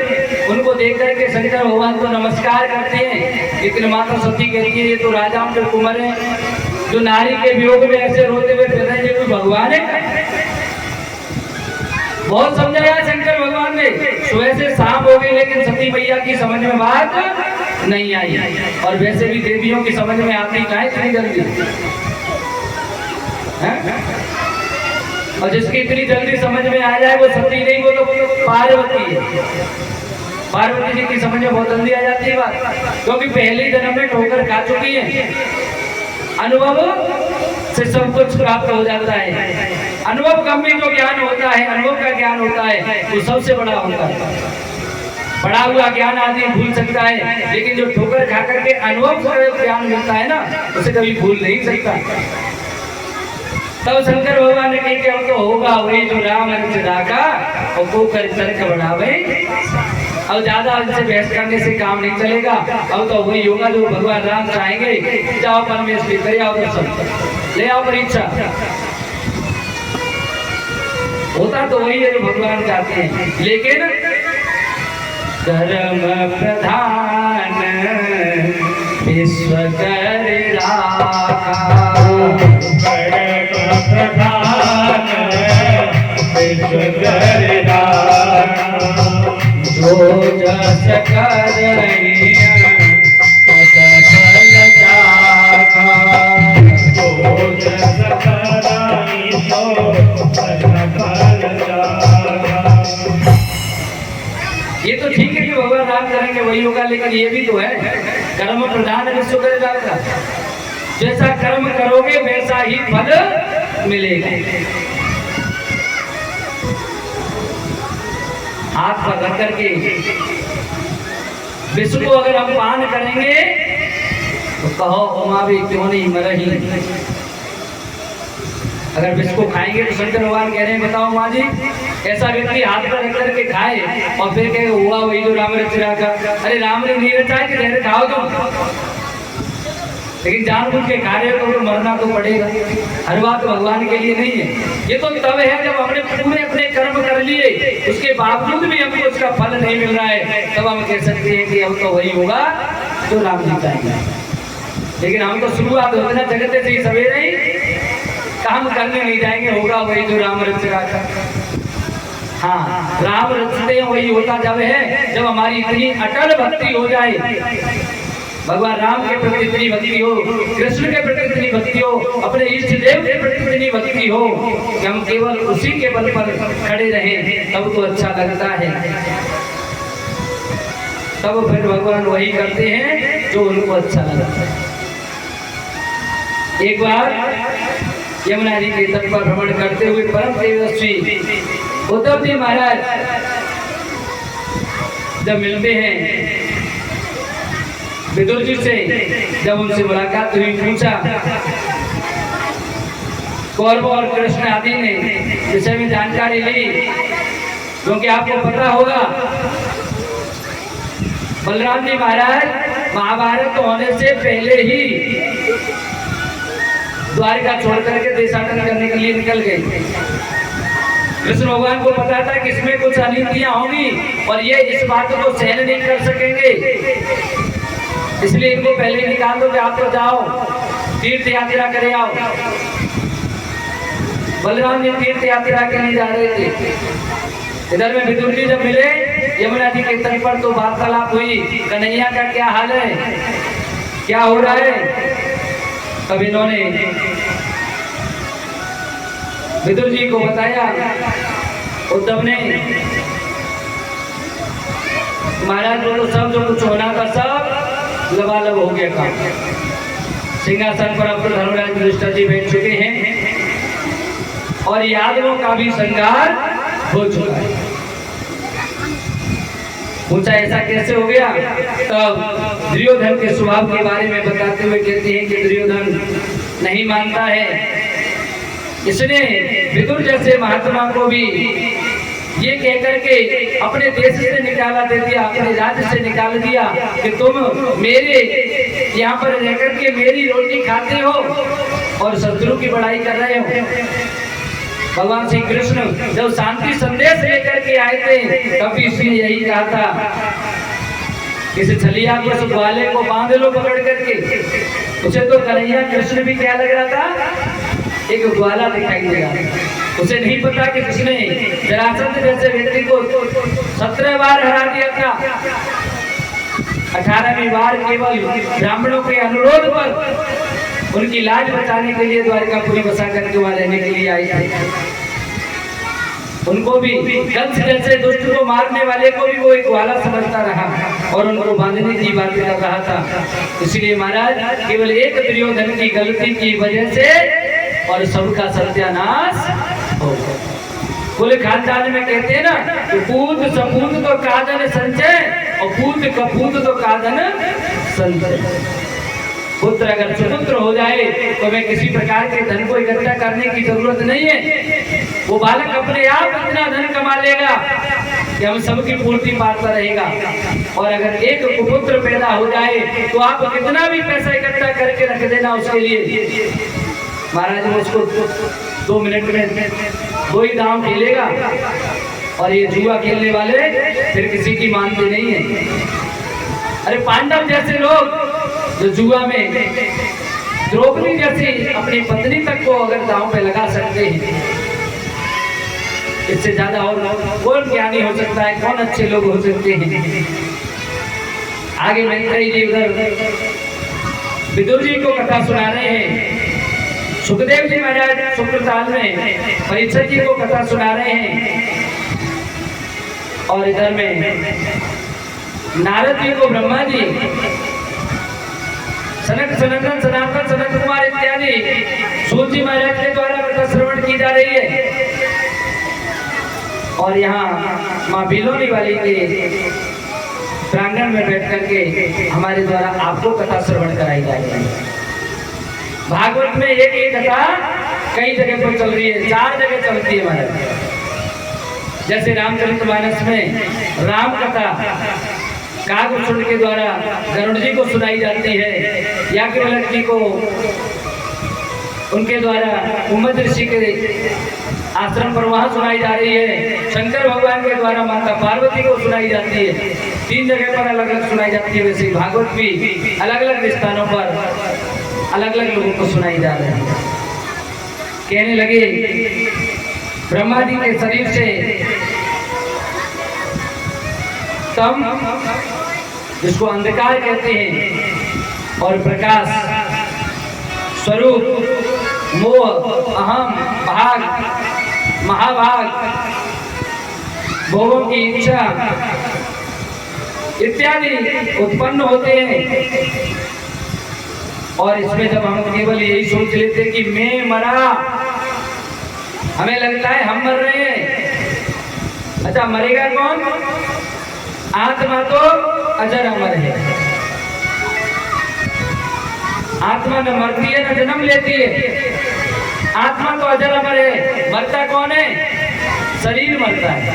और इस शरीर के लिए हमको लगता है जैसे हम कपड़ा बदलते हैं ना, ऐसे आत्मा केवल कपड़ा बदल देती है, लेकिन फिर भी हमको लगा रहता है कि हम मरे। हर किसी को ये लगता है कि मैं मरा। जो मैं में फंसा हुआ है कोई बस गड़बड़ है। कहने लगे ब्रह्मा जी ने सनक सनंदन सनातन सनत कुमार सृष्टि रचाने के लिए पैदा किए, लेकिन ये अस्वीकृत कर दिया कि हम भैया सृष्टि नहीं रचा सकते, शादी नहीं कर सकते।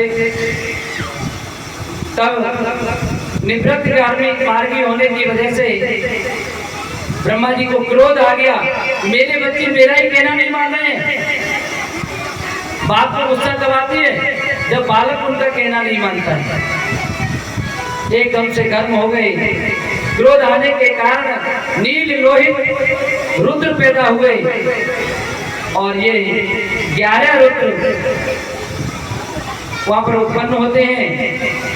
ये 11 रुद्रों में से आगे चल करके इनके स्थान हृदय, इंद्री, प्राण, आकाश, वायु, अग्नि, जल, पृथ्वी, सूर्य और चंद्र, और तब इनमें 11 रुद्रों को बसाया गया।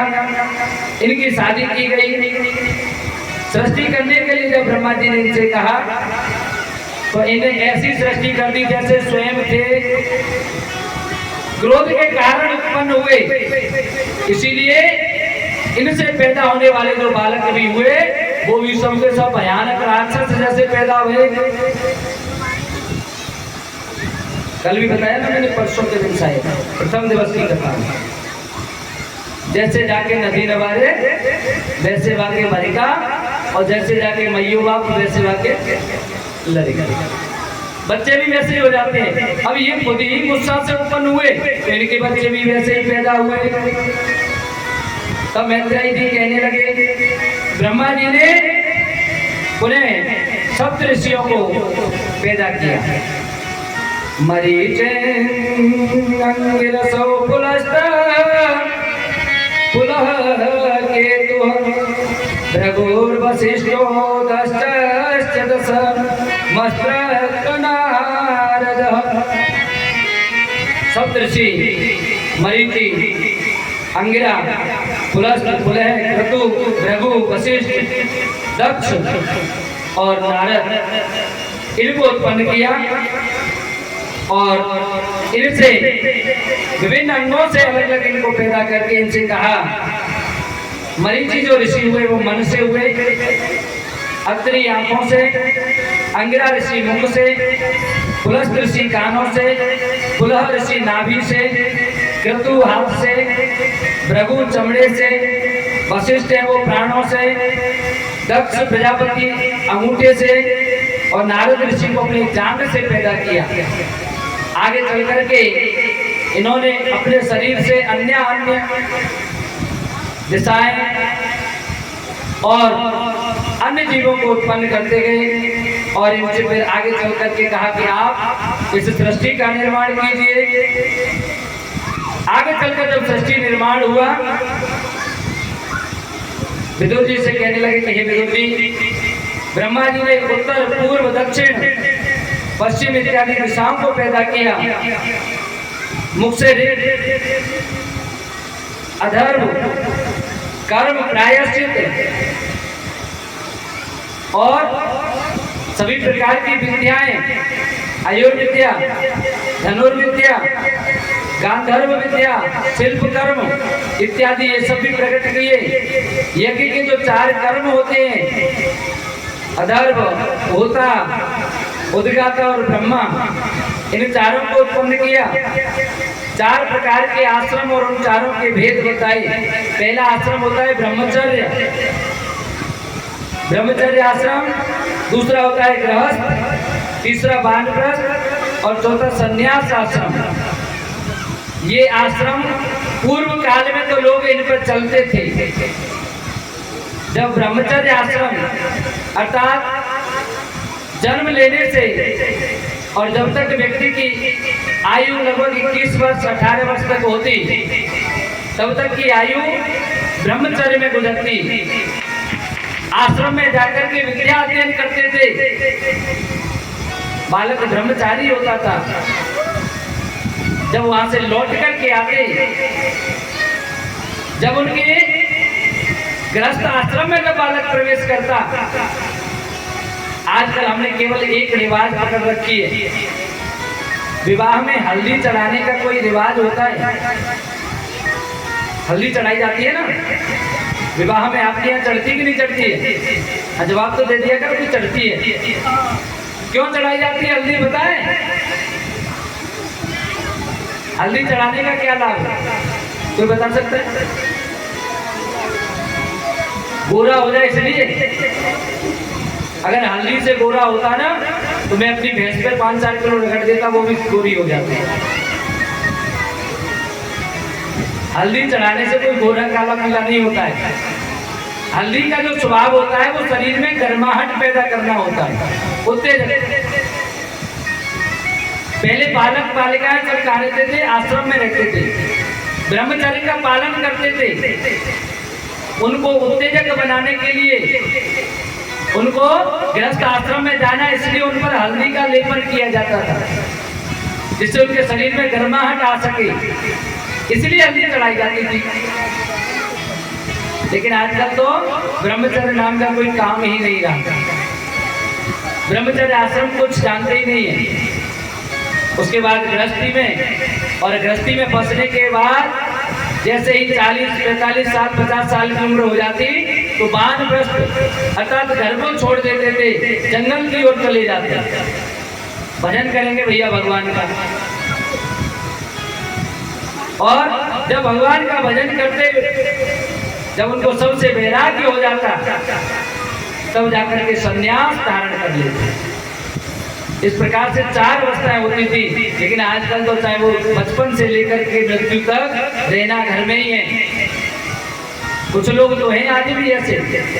बच्चे क्या करते हैं, जैसे ही बड़े होते हैं ना, थोड़े से अपना जब गृहस्थी या गृहस्थ जीवन होता है तो माँ बाप से कहते हैं अब आपको कोई मतलब नहीं है, जो करेंगे सो हम करेंगे।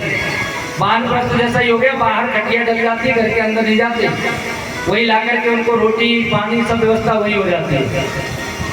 और फिर और कुछ थोड़ा सा समय होता है जब खांस के कप डालने लग जाते हैं फिर उनकी खटिया को वहां से उठा करके खेत पे पहुंचा दिया जाता है जहाँ ट्यूबवेल लगा होता है, एक झोंपड़ी डाल देंगे, बोले यही रहो, हो गया आपका संन्यास आश्रम यही है। बोलो राधे राधे, जोर से बोलिए राधे राधे। इस प्रकार से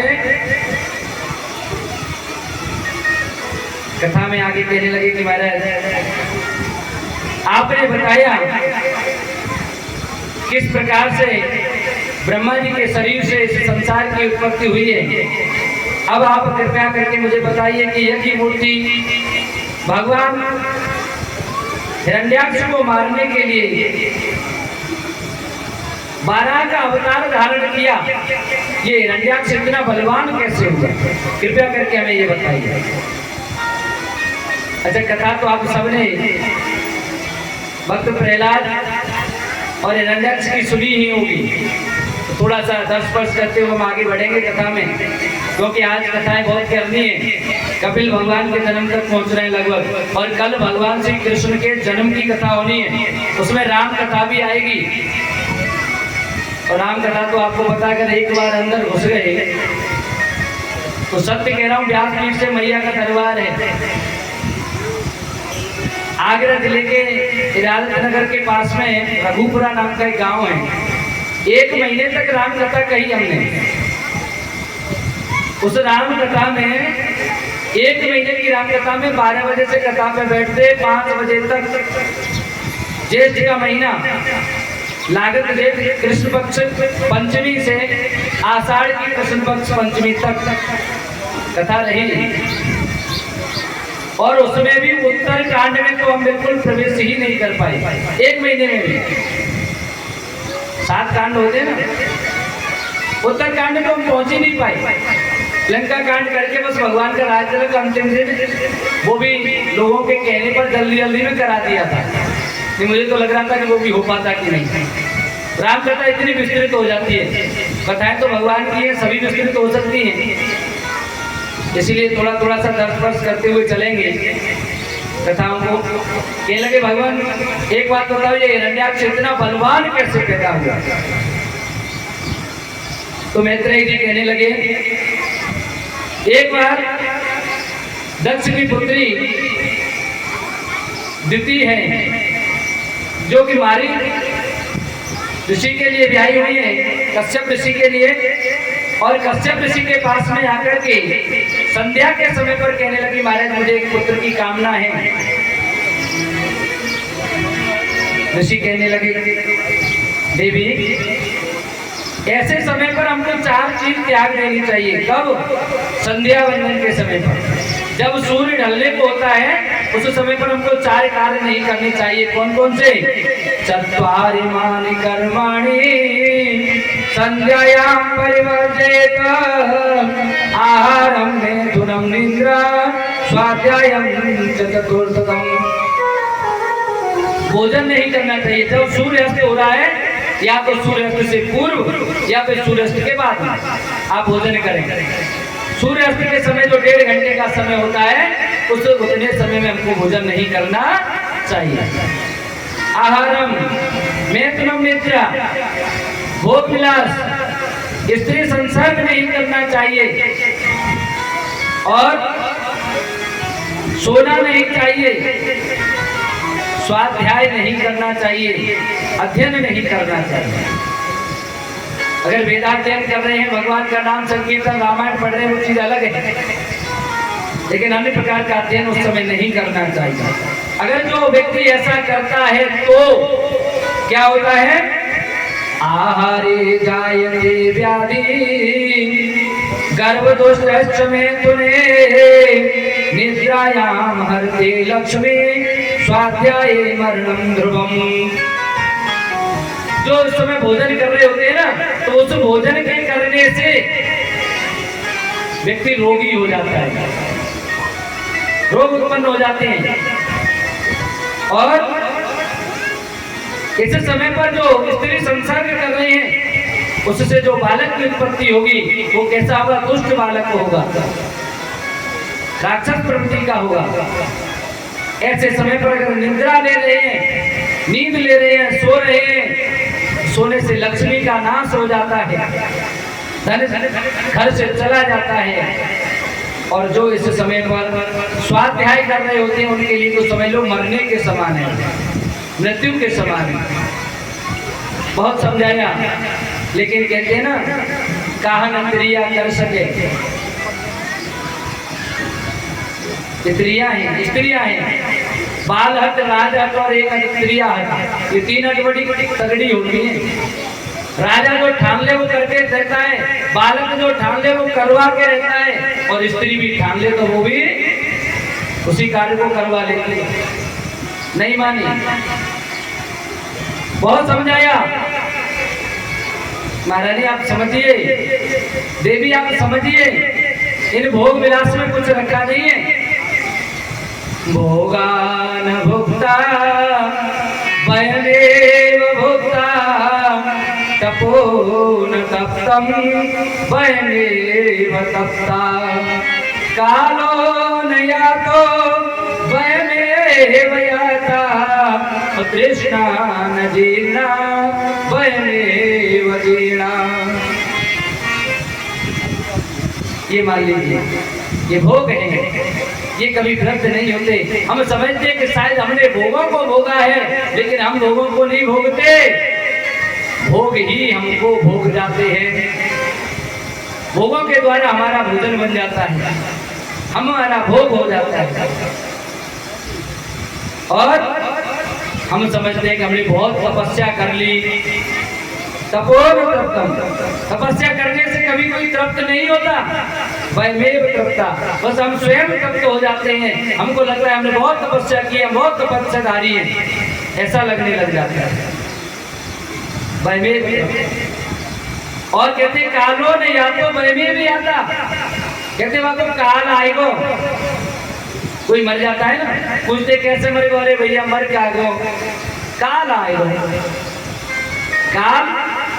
कालो ने या तो वयमेव भी आता, काल कहीं नहीं आता न जाता, काल तो वहीं का वहीं खड़ा है, समय वही है, समय कहीं नहीं जा रहा है। लेकिन हम चले जाते हैं, हम आते हैं और संसार में आते हैं, जाते हैं, चले जाते हैं। इसीलिए कृष्णा नदीना वयमेव दीना, हमारी जो लालसा है कृष्णा है वो कभी भ्रष्ट नहीं होती, कभी कम नहीं होती। कृष्णाएं बढ़ती जाती हैं। आज हमारे पास 10 रुपए हैं, कल 20 की मन करने लगेगा, 50 आएंगे तो 100 का मन करने लगेगा। ये तो बढ़ती रहती है कृष्णा। इसलिए ये देवी आप ऐसा गलत कार्य न करें। लेकिन जब नहीं मानी, जबरन जब पुत्र के लिए संसर्ग किया तो श्राप दे दिया ऋषि ने कि जाओ आपके पुत्र तो होगा, लेकिन दुष्ट प्रवृत्ति का होगा, राक्षस होगा। जब इन्होंने इनसे बार बार प्रार्थना करी, प्रार्थना करने पर प्रसन्न होकर के ऋषियों का, संतों का तो हृदय बहुत कोमल होता है, पिघल गए, कहने लगे कोई बात नहीं है, बालक तो तुम्हारा दुष्ट ही होगा, लेकिन इस बालक का जो बालक होगा वो बालक बड़ा भगवान का अनन्य भक्त होगा। ऐसा वरदान प्राप्त करके आज इनको नमस्कार करने लगे हैं। और भगवान कश्यप जी महाराज तपस्या करने के लिए चले जाते हैं। कुछ समय पश्चात माता अदिति के गर्भ से बहुत समय तक, लंबे समय तक गर्भ धारण किया, ये धरती त्रायमाम होने लगी, तब ये बालकों का जन्म हुआ। और ये दोनों बालक कौन हैं? ये भगवान के दो गण हैं, विष्णु भगवान के जय और विजय नाम के दो गण थे। ये द्वारपाल हरि के प्रिय दो, द्वारपाल हरि के प्रिय दो, द्वारपाल हरि के प्रिय दो,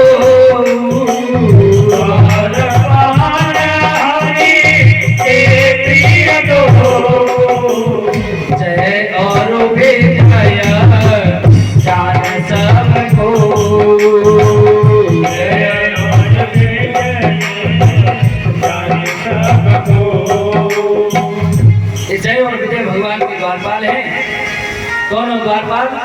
एक बार सनक सनंदन सनातन सनत कुमार जी जब पहुंचे हैं भगवान के दर्शन करने के लिए, इन्होंने रोक दिया, श्राप दे दिया कि आप जाइए राक्षस हो जाओ। इसलिए ये दोनों ही हिरण्यकश्यप और हिरण्याक्ष के रूप में माता दिति के गर्भ से जन्म लेते हैं। अभी तो इसने हिरण्याक्ष ने पृथ्वी को उसने देखा कि पृथ्वी पे जितने भी ब्राह्मण हैं, संत हैं, गाय हैं, इनकी पूजा होने से देवता पुष्ट होते हैं। उसने पृथ्वी को ही ले जा करके रसातल में छुपा दिया। तब देवता लोग त्रायमाम करके और जब भगवान के पास में आए, आकर के भगवान की प्रार्थना करने लगे, तब ब्रह्मा जी की नाक से एक छोटे से रूप में और 12 भगवान उत्पन्न होते। बोले 12 भगवान की। आज भगवान 12 का अवतार धारण करके देखते ही देखते थोड़ी देर में बहुत ही बड़े हो जाते हैं। जाकर के हिरण्याक्ष को ललकारा, मार करके हिरण्याक्ष को पृथ्वी को ला करके पृथ्वी की स्थापना ऊपर कर देते हैं। और आगे चल करके कहने लगे, हे राजन, इसी प्रकार से इस वंश में आगे चलकर एक बटन दे दो ना, बटन दे दिए।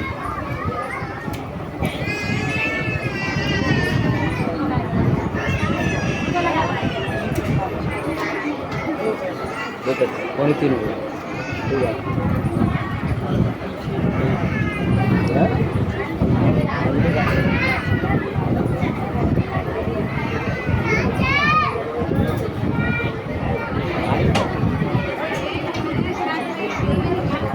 इसमें तो नहीं गिर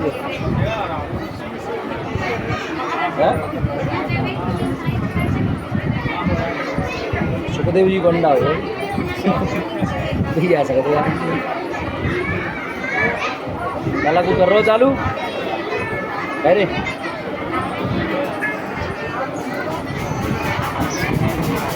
लाइट वाली मोटर नहीं करती है।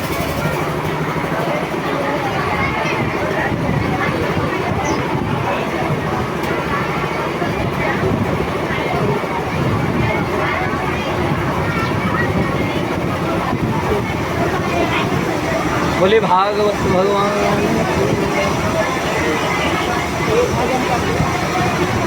श्री राधे। बोले भागवत भगवान की। आगे अभी कपिल भगवान के जन्म की कथा होगी और भगवान की और अच्छी मीठी मीठी कथाएं आपको श्रवण करने के लिए मिलेंगी। एक भजन और उसके बाद भगवान कपिल देव के जन्म की कथा।